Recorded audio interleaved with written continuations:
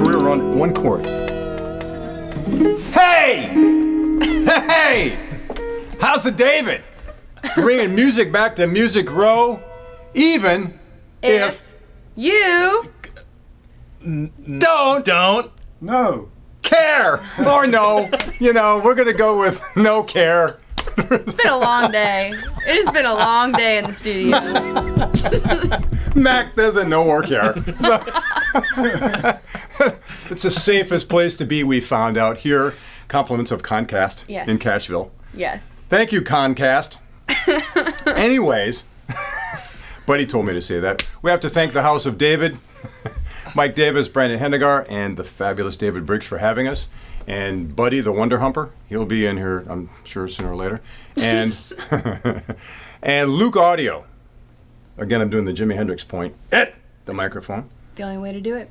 Thank you for giving us this wonderful microphone. I personally can't believe how great it sounds just having a single mic in the room and doing this entire thing into just one mic. So thank you, Luke Audio. It's fabulous. We are here to talk about music on Music Row because we are passionate about making our music and making it the most authentic it can be and making the message happen because they have a message. You wouldn't think by looking at these faces that they have a message. Maybe that guy. but there's a message to be found if you have the courage to turn the pillow over. True. Oh, if you have the courage to turn the pillow over. You have just been on a roll all afternoon. Max, seriously. Scratch that into your wrist. Let's work on that later. As songwriters, that's what we do. If you see us walking around with lots of scabs on our arms, it's because we scratch lyrics into our arms, don't we? And then we go back to them and go, I can't even read that. Music Row. I'm going to let these fabulous individuals introduce themselves from Mac this way. Young man? Matt Gayden. I'm Alex Labrie. And I'm Olivia Jones. Yes, she is. I can verify that. And we're here to talk about and to experience the music of Miss Olivia Jones with these young men here accompanying her. And I'm going to probably start with Mac because Mac, wow. To say that he's been influential, I think, would be the understatement of the week. Mac has he's been a monster in the industry for a very long time, and this is a guy that's made a difference. I think all of us would say that if we could look back on what we do and make a difference like this gentleman has made, we would be very proud. Well, thank you. Would we not? Absolutely. I know I would be. Mm-hmm. Absolutely. Are you listening, Comcast? Concast? You need to make a difference, man. Anyways, Mac, tell us about your musical career. I know it would take a very long time, but we really need to know more about your creative process and what you've created, the songs that you've created, etc. I grew up here in Nashville. I'm a Nashville native, which is a rarity. That is a rarity. Yes. I don't see the unicorn thing, but it's there, right? But anyway, I grew up influenced by R&B, and I used to play with some of the doo-wop groups around Nashville, and that's how I got started. I got into country later on. Yes, sir. It was, when I got into Barefoot Jerry, which is a group I helped start, and so, but I was a session player for like 25 years. Awesome. And I started experimenting with slide guitar there for a while, and Twain Allman and I used to play on sessions together. They would say, "Get that slide guitar out of here." They didn't like it. Really? So, they didn't like it at all. Wow. It was a hard time. But anyway, so one day I overdubbed with a wah pedal using the slide. This kind of sound right here. Where's the slide? Right down by your foot there, by your right foot. Oh, there it is. Gives it this kind of sound. I was the first one to do this. So I'm the father of the wah slide.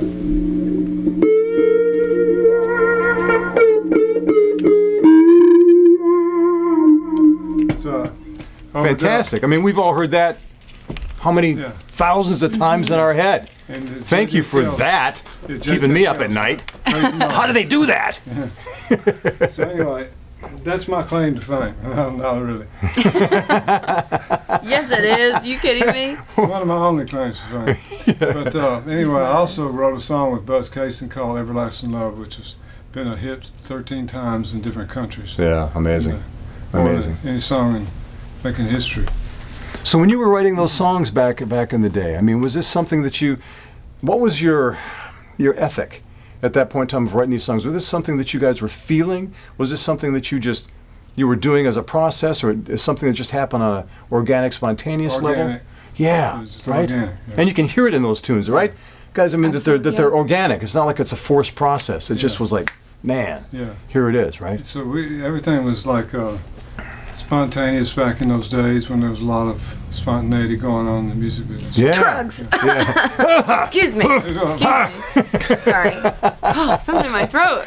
We'll call them habitual influences. Yeah. Yeah, even before then.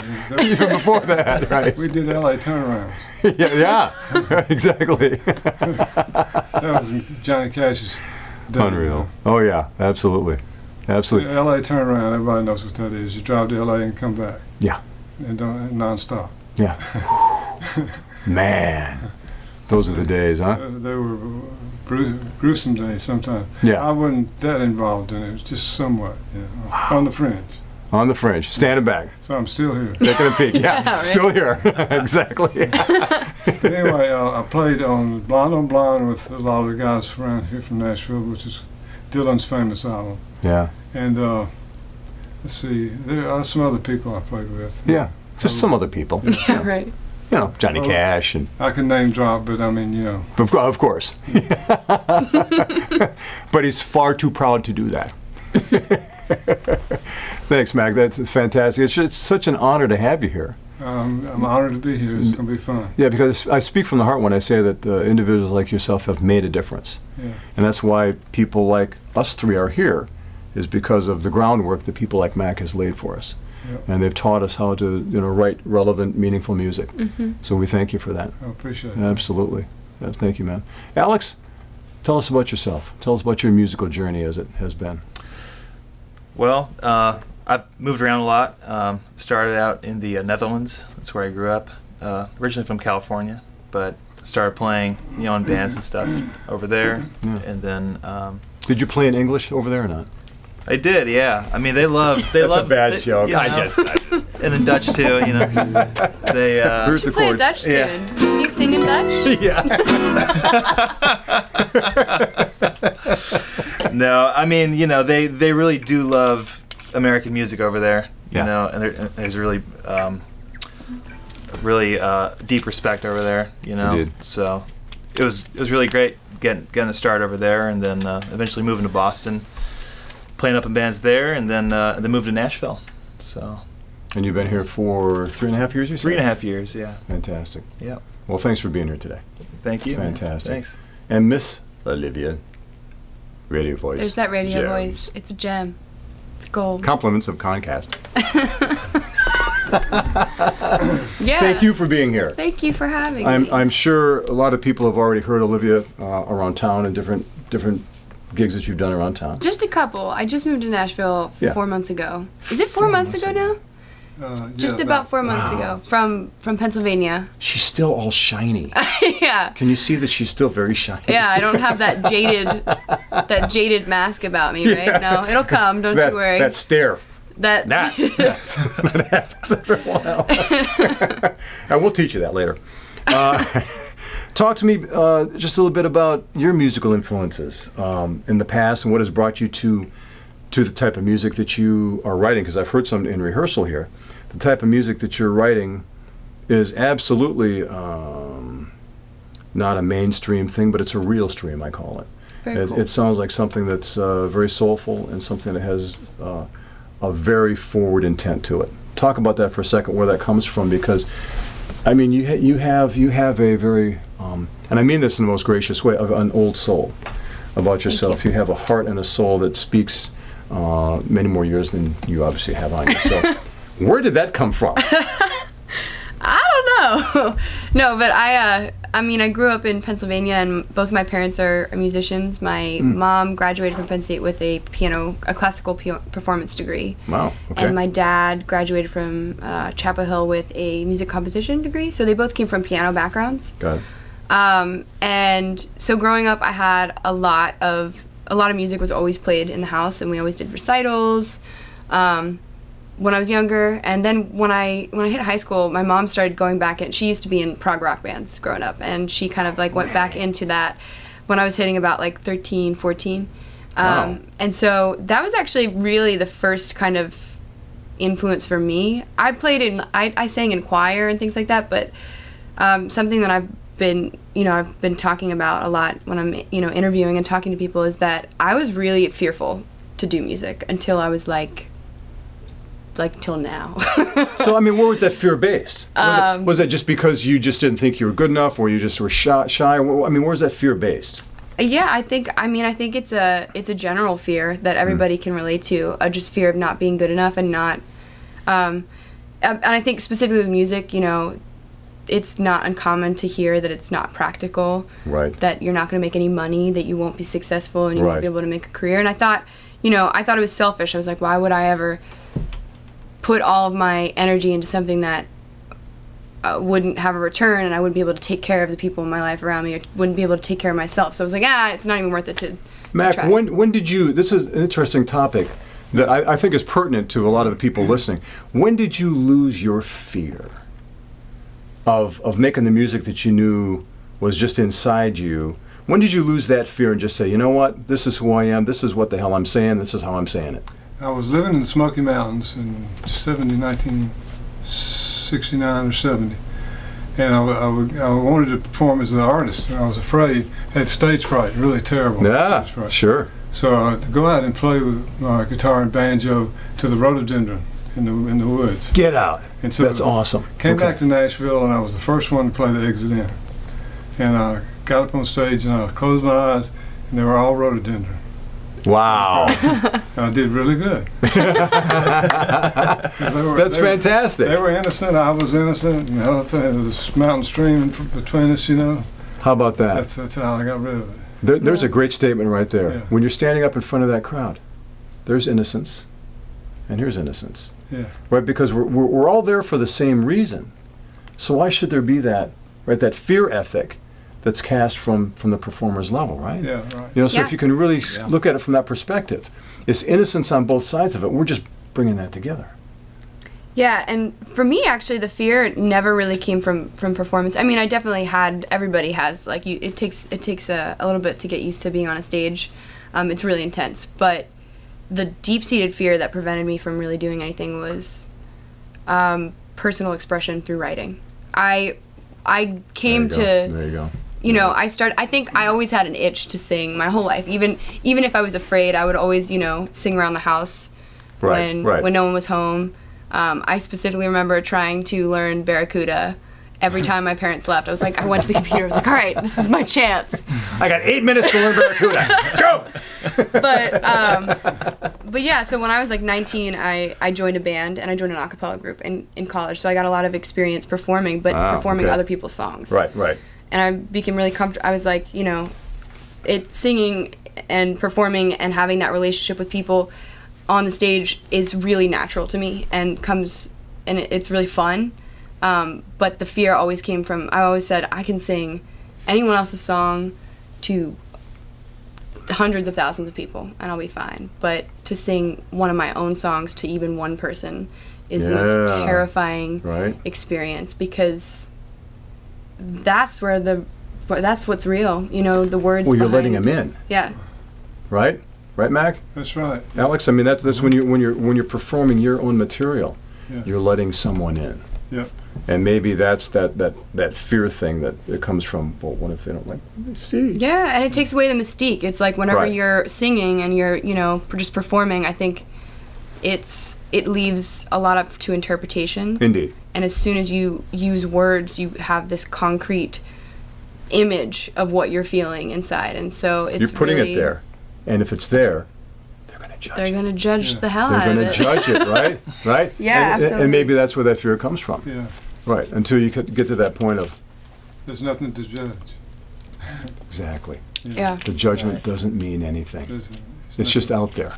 just a word. It's just out there. Just a word. Right before we went on, Alex and I were just briefly talking about a new release that Mr. Neil Young just put out called Hitchhiker, that was recorded back in, I think, 67 or Yeah, 60, something right. like that. Uh-huh. And when you listen to that, and I really recommend everyone, listen to this record, go buy it, do whatever you have to do, because it's so authentic, so raw, and so organic that it addresses exactly what we were just talking about, about putting those ideas out there and not being afraid of a judgment coming back. Yeah. We all have to get over that. This is about the music that's in your soul. It doesn't matter about judgment. There's no place for fear. Put it out there and make it real. And that's what these three very talented people are going to do for us. So thank you for that insight. And now, the first song shall be what? We're going to have Miss Olivia Jones. We're going to do what? We're going to be doing Star Searching Soul Child first. Star Searching Soul Child. Man, you can just fall into that title. Seriously. Yeah. That's really cool. I like that. You wrote this? I didn't write this one, The actually. song was sent to me 25 years ago. Wow. By a guy that used to play for LSU, football player from LSU. He's a businessman. He Okay. sent me the song in the mail, and I listened to it, and I went, wow, it's got pretty chord changes, beautiful lyrics, and I've had it around on the shelf for many, many years. That's amazing. Played it for Olivia, and she liked it, so we went in and put her voice on it. That's outstanding. So you've been able to project your soul into this. Yeah. Yeah, whole thing. and that's actually kind of something worth mentioning. The way that we started working together. Yeah. We started working together under like the, I was coming in and just kind of recording on some of his stuff and some of this other stuff, and we just like hit it off and we got along and we started writing together And writing a lot now, and a lot of it's spontaneous, yeah. Yes. Kindred spirit. So this was one of the first songs that I think, right? This was Yeah. one of the first songs Yeah. that we recorded Yeah. last summer. Great. Yeah, Let's do it. let's do it. Fantastic. Thank you.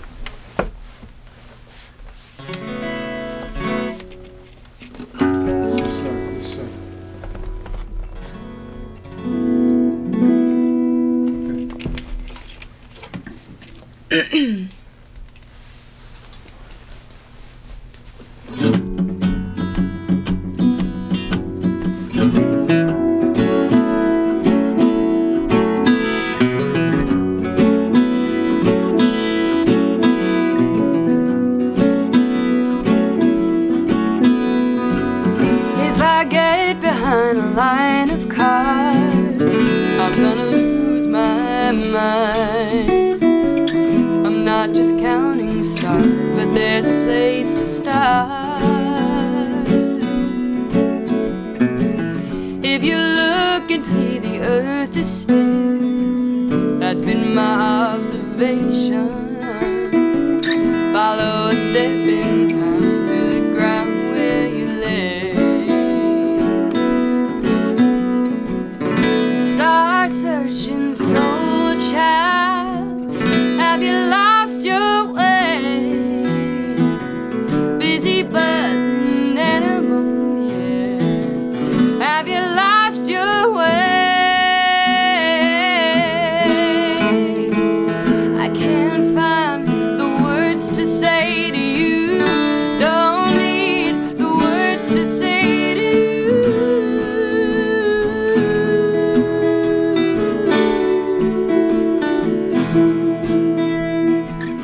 Over there they say you can be free.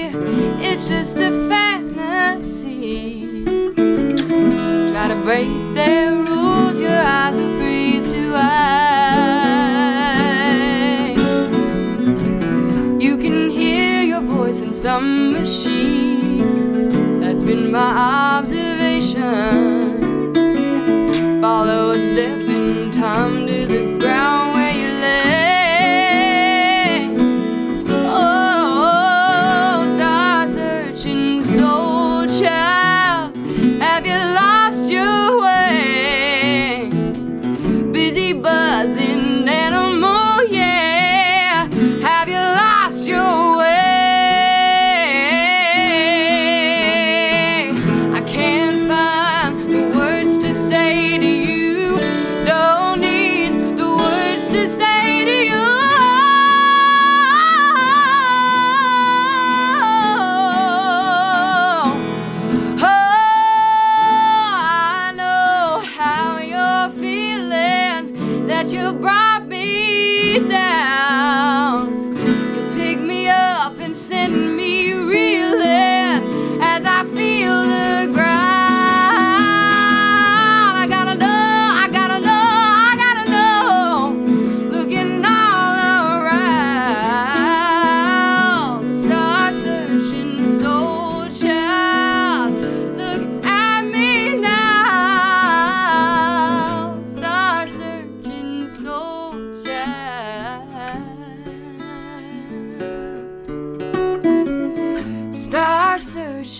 soldier, don't let me down. Don't let me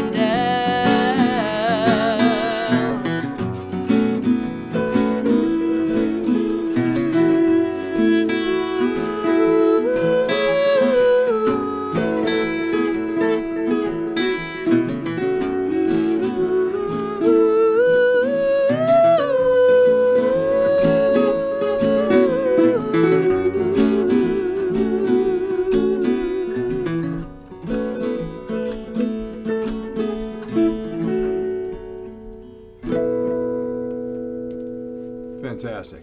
Fantastic. Love that. Crazy arrange. I love the chord. Like you said, man, great chords. Yeah. Fantastic lyric that just fits with it. Yeah. A complete heart vibe crossed with kind of a early Malibu vibe, Yeah, it has. right? Yeah. Going on there. I mean, that It's was very really ethereal, cool. yeah. Right. Right, completely. You got it. Yeah, right, exactly. I mean, that's exactly where that is. Very transformative. And I think we were talking about that earlier, how a song like that in particular has the ability to transport you. Mm-hmm. That was definitely a transport song, Yeah. right? You can dial that up, listen to that, and just take off with it. Yeah. First time I heard it, I went, phew. Bam! Yeah. Exactly. And when we hear those songs, you know, the first time you hear them, right? You don't always have to just analyze every bit of the lyric. It just automatically just starts to move you. Yeah. And It's got a that, Yeah. line in there that says busy buzzing animal. A lot Yeah. of people went like, well, I like it. I love it because you know Yeah, what? You know, because yeah. it's going to mean something different to everybody. Yeah, that's right. Yeah. Well, and that's the same way that I can get into a song that I didn't particularly write is the same way that you can feel and be moved by the song. You know, I think Absolutely. the first time that I heard the song, the first time I sang the song, something about again the chord structure, the melody, and everything. It has an incredibly raw, emotive Right. feeling to it, and Right. And it feels extremely natural with your voice. I mean, I'm sitting here next to you, and there's not at any point during that song when I felt that you were trying to push to some place that wasn't just natural to you. well, Right. thank you. So I mean Appreciate that speaks to the authenticity that comes across in the music. So I mean that was really well done. I really you. really like that. And Mac had that around for 25 years, just holding it for this moment. That's right. Fermenting. fermenting. Yes, like a fine wine. We're pouring out the fine wine of the soul child now. Yes, exactly. No, it feels good to sing that song. And again, that was one of the first songs that we kind of recorded together, and it Yeah. it kind of solidified. I feel like it solidified our relationship, and it made me Yeah. feel like I was doing something right. You Right. know? That you Yeah, had. timeless, the song is. Yeah, it really is, because like I said, it kind of took me into that almost Ronstadt, Joni Mitchell, Malibu thing, and then into the heart thing, and into the heart thing, and all of those places simultaneously, which is a really cool place to be, because I don't think people were really concerned about the whole judgment business end of the music as much as they were just about making the music at that point in time. Or at Right. least it didn't have. I don't think it had as much of an influence. Right, I agree. I think it's absolutely. always been there, you know. Absolutely. But Not to the quantified levels, the rarefied air that it is now. yeah, absolutely. The event horizon of the revenue stream. Oh, man. And that's why I think I've always connected and related with a lot of old music, just like Yeah, everybody does yeah, when yeah, you're yeah. starting to kind of get into Right? things. No Yeah, doubt, no doubt. exactly. Yeah.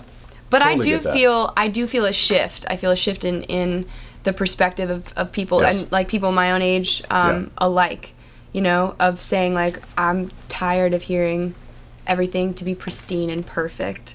And void of emotion. Snore. You know, it Right. defeats the whole purpose of, Right. of music, you know. But I think we were talking about this at one point, how technology, when it comes, you know, when you get a new phone, when you get something new for the first time, you just freak out. You're like, this is amazing, and Right. you overuse it. You don't have any Right. kind of Right. tact with it. And I honestly think that's how a lot of production has been in the last like 10 years. Yeah. Yeah. So Exactly. It just squeezes the life out of it. I think Dave Grohl said it extraordinarily well when they were doing the sessions with Nirvana, when he wasn't playing exactly to the great, it was like, well, shit, can't the song slow down and speed up and feel organic? Mm-hmm. I mean, I remember him saying that very vividly, Mm-hmm. and it's absolutely true. Yeah, I remember back years ago when I was first breaking into sessions, some of the drummers we didn't have click tracks. Right, The right. drummer would speed up towards the end of the song on purpose, Yeah, just barely. To bring the energy. exactly. Yeah. Come on. Yeah. Right, and you can feel that. Yeah. Even if you're not intrinsically aware of it by tapping it out, Yeah. you can feel it. You feel it. And that's what this is about, is feeling it. That song you just did was all about feel. Yeah. That's what that was. And Definitely. your vocals lent to that really well. I mean, like I said, you were really authentic with that. So thanks for, Okay. hanging on for keeping that on reserve for 25 years and popping that cork and going, hey, have some of this. That's right. Right? I mean, seriously, that's fantastic. I mean, I think that song really is as relevant today as the day it was written. Oh yeah. From chord structure, lyrical content, the whole thing. Yeah. So come on. Yeah, that line over there, they say you can be free, it's just a fantasy. Try to break their rules, your eyes will freeze to ice. Yeah. And I think that what's the beauty of that, and the beauty of kind of like poetic and metaphorical songwriting is, and I think Stevie Nicks does this really, really well. This song reminds Yeah. me so much of Dreams from Yeah. a lyrical perspective, in that it creates a picture and a structure, and it puts you to a specific place in time, but it doesn't pin you down to the emotion Correct. that she or I or whoever was writing was feeling in that moment. So it guides you to a place and then allows like the listener to kind of take it on their own. It allows for interpretation. Yeah. The first line is like, if I get behind a line of cars, I'm going to lose my mind. It's- Well, everybody's kind of been there. Everybody's feeling that now in Nashville, Okay, right? there we are. Exactly. So I completely get that. Well done. That's fantastic. What's the next one? I can't wait to hear the next one. Yes. The next one is Hallelujah Man, right? Yeah, right. And Hallelujah this is Man. one that I wrote very recently. Mac sent me, I believe you just kind of sent me a message. You were like, oh, I just came up with this line, Hallelujah Man. Yeah. And Yeah, I sent you the basic chords and the took it from the chords for the Fantastic. verse, Yeah, and she just took off with it. yeah, and So you had a point of inspiration to go from. mhm, Then you found that storyline that made sense to you, mhm, and you went with that. yeah, Okay. Well, let's do the song, and then we'll talk about the song a little bit afterwards, cool, and discuss what your intent and meaning was at the end there. definitely. Fantastic. Do it. All right. Hallelujah, man.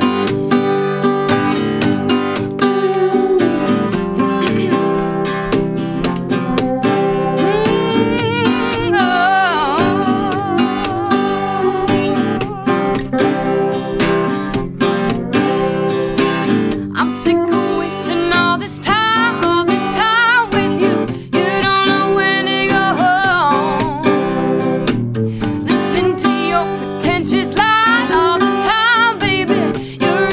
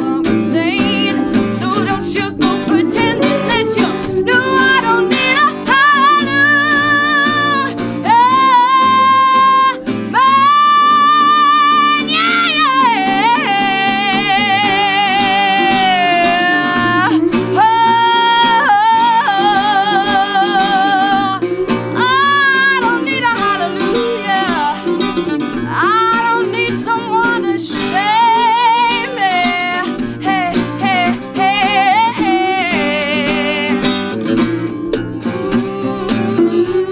Ooh, I don't need a hallelujah.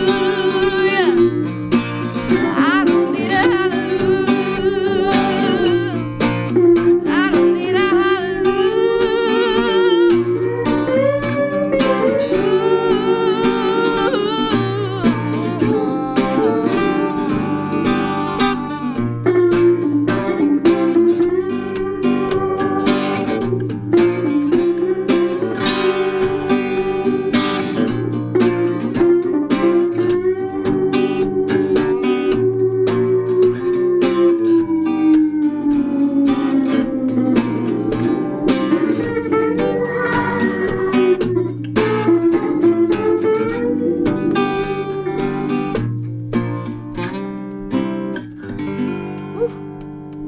Yeah.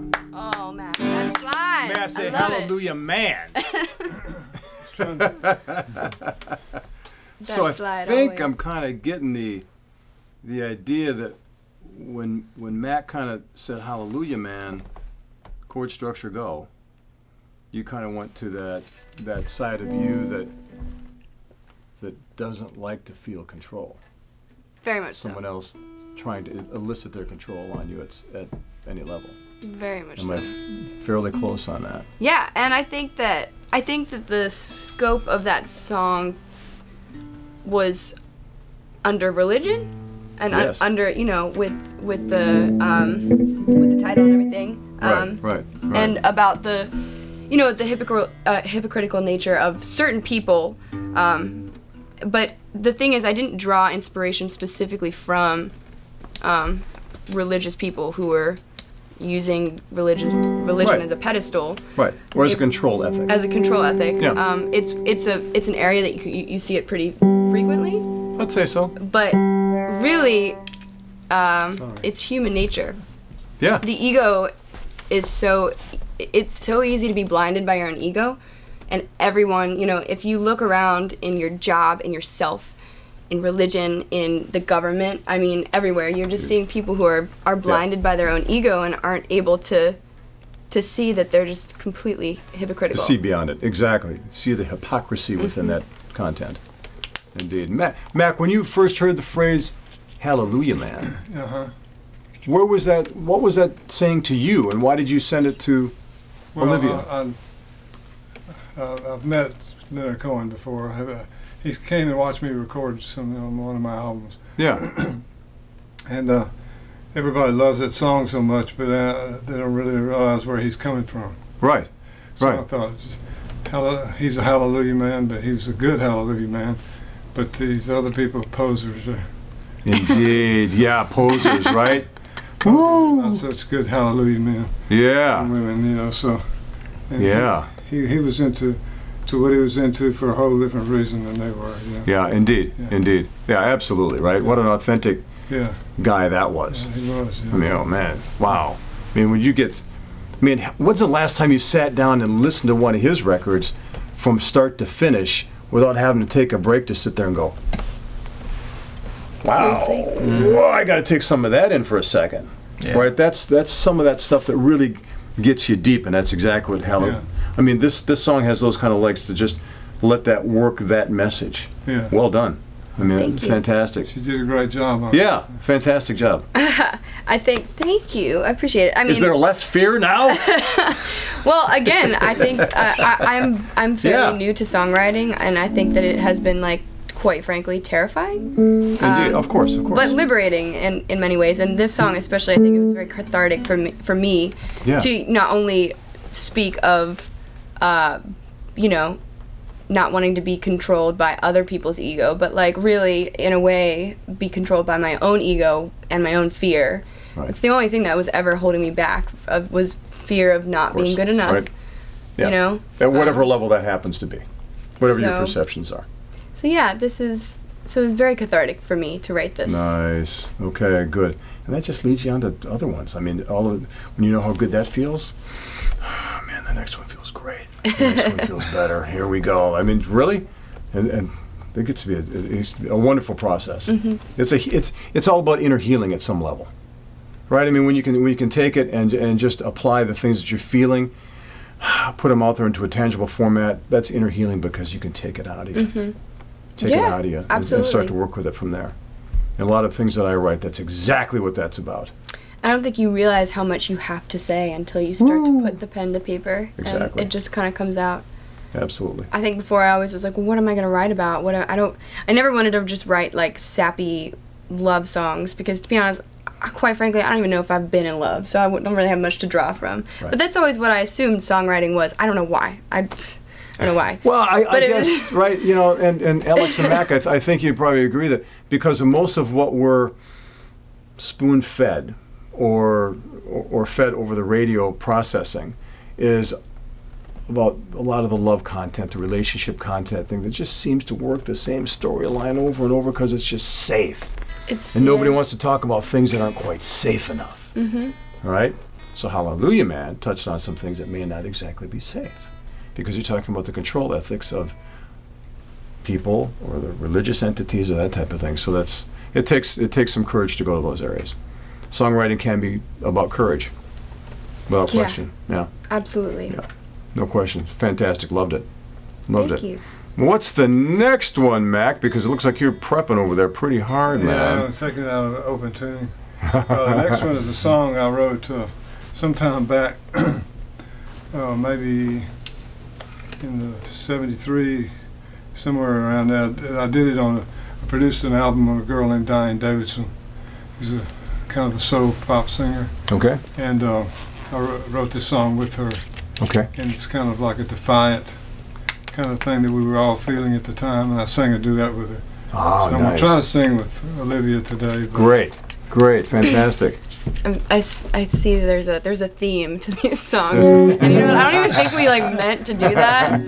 I think it was just very subconscious in that, but Yeah, but see, that's where that soul connection comes in, though. When you find someone that kind of runs in your stream, the anarchy we were talking about, the soul deliverance, that's fantastic. What's the name of the song, Mac? I ain't going to be treated this way. I ain't going to be treated this way. That's right. And we won't. ain't that right? Concast? We won't.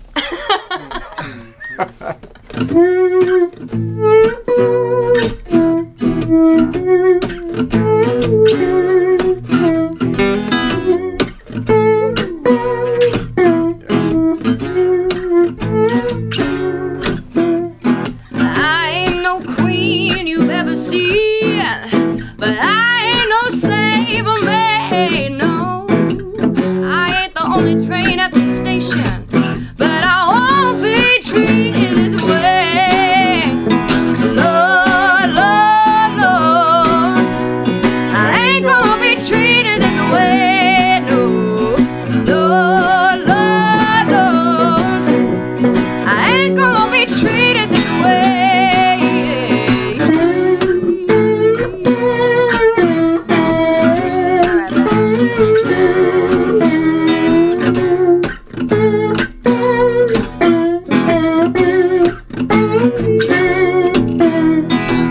I ain't no king you ever seen, no. I ain't no knight in shining armor. No, no, no. Can't you see I've come to rescue you, Lord? Lay my anchor in your heart. Oh, Lord, Lord, Lord, I ain't gonna be treated this way, no. Lord, Lord, Lord, I ain't gonna be treated this way. Light the lamp if you want to. yeah. Show me the way, show me the way. Come on, be my savior now, darling, and lead me to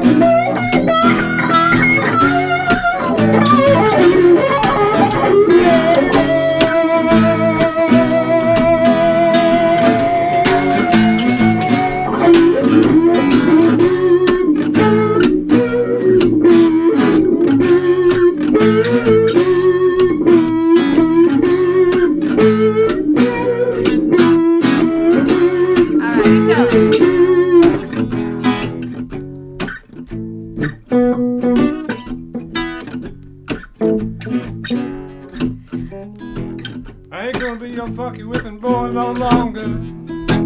Carry your dirty load. Can't you see we're all a human beings, Lord? Oh, no. You got a skinny road. Ain't got no choice but to keep on going and try not to be treated so bad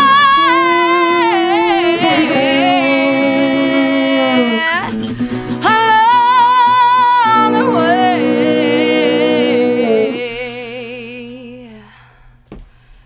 Oh, yeah. Lord, Lord, Lord, I ain't gonna be treated this way now.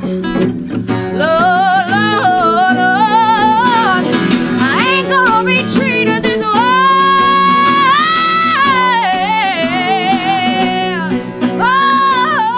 Oh, we won't be treated this way. We won't be treated. We won't be treated this way.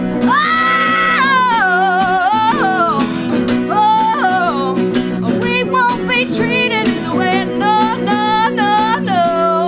You won't be. We won't be.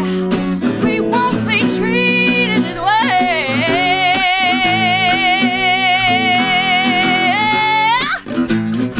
We won't be treated this way.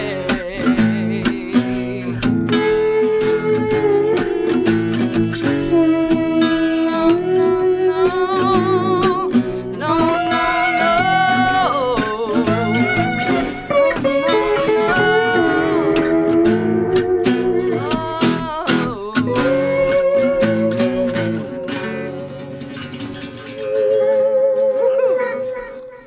Absolutely. Thank you. We will not be treated this way any longer. no way. 1973, Mac? Yeah. Fantastic. Yeah. Wow. And you brought an urgency to it? What's your vocal on that? Yeah. Yeah. Absolutely. Fantastic. Love that. Absolutely love that. That had a real, just a swampy southern Yeah. kind of a crazy thing going on there as well. So that was from the original time you did that. Was that the kind of the carryover from that as well? Same feel. Yeah, same feel. Kept the same feel. Absolutely. It was the time when all of us hippies around here were being mistreated. So. Oh, back then. Yeah, back right? then. And so that's where the song really came from. Yeah. Nice. Now it's new era, but the same kind of thing happening from a political level. Indeed. Yeah, absolutely. Absolutely. Times 10. Yeah, I think- Yeah.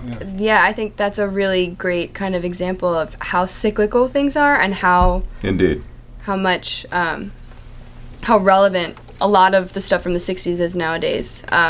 Absolutely. I mean, I see more of a wave of that coming with a lot of the kids of 20s and 30s at this point in time that are starting to see this, and they're creating some music that's starting to have more of a relevancy that was pertinent back in the 60s, early 70s, because the same kind of garbage that's happening in D.C. and all the other places, same type of stuff was happening at that point in time. That's right. When you have these malicious, ignorant individuals Yeah. making calls that really aren't relevant to humanity. Yeah. It's only from ego stance. I think we all agree on that. That's why these songs are important. That's why it's absolutely imperative that we write from a point of authenticity and making a difference. That's right. And that's what I these heard songs someone can do. say back during the 60s, an older man, I don't know where he was, maybe out in California, said, this is just a warm-up for what's coming. Man, right? Yeah. Right on. Right on. Just a warm up for what's coming. Now let's get ready for what's coming. And how do we make a difference? By doing what we have inside and putting it out there. That's right. That's what we have to do. That's right. Well, I think that if, we were just talking about between technology and like the music that's been created over the last 10, 15, 20 years. Not to say that we haven't struggled, but I think that truly great music often comes from a place of struggle, a place of sadness and anger and these really intense emotions. Yeah. So in a twisted way, I'm kind of excited because we're here. Yeah. We're in it, there's no turning back from it. So like, Yeah. I think that this is really going to like wake people up. Yeah. Get people to start like feeling. And we do need to wake up a little bit.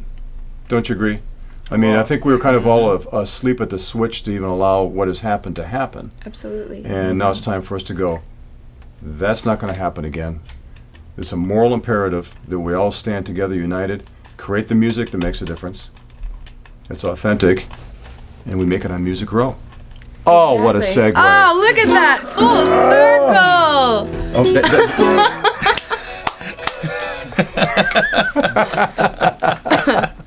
I can't tell you what a pleasure this has been. Yeah. Absolutely. Thank you, all three of you, for Thank you. being so enlightening. And Mac, thank you for your contributions over the years. It's been intensely meaningful and continues to be. Thank you so much. Thank you for that. Alex, thank you for your incredible talents, and you're just a great person to hang with. Thanks, man. Thank you for doing this. And Miss Olivia Jones, thank you for the uniqueness and just the incredible content of your voice. Thank you. I appreciate it. And I think the more that your heart and soul is allowed to free itself and come out, it's going to be impactful. It will be, and especially dealing with guys like these. Woo! It's going to be fantastic. I have to thank everybody. It was a challenge. We apologize for being really late today. We're going to be probably not exactly live, but this is House of David bringing the music back to Music Row, even If you Oh, no. don't care. you, All right. you don't care. 8th time's a charm. Thanks, everybody. We'll see you next time with some more artists from Nashville, Tennessee, House of David.